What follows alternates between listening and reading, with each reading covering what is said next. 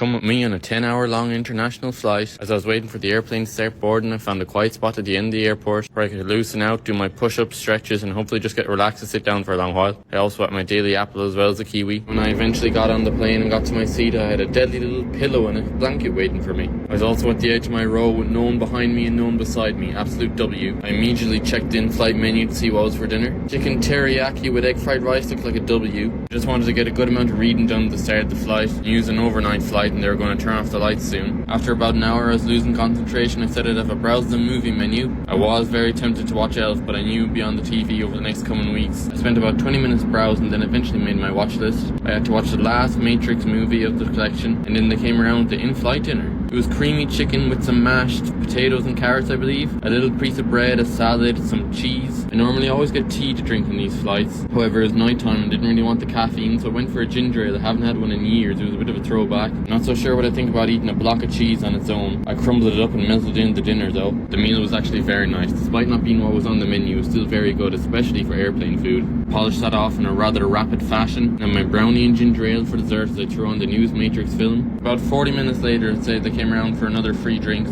I got tonic water, which I thought was sparkling water. Tastes very different. And then I did about a third of a drink when I realised this thing was all sugar. 33 grams, so I gave it back and had to brush my teeth afterwards. It actually left a dirty taste in my mouth. Note to self, do not get tonic water. It's not the same as sparkling water.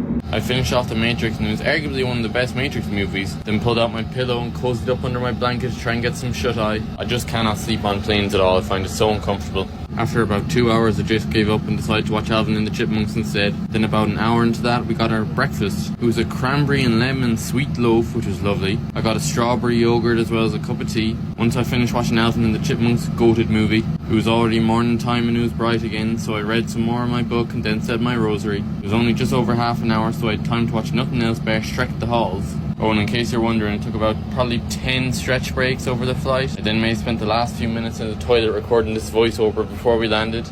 And that was my 10-hour flight.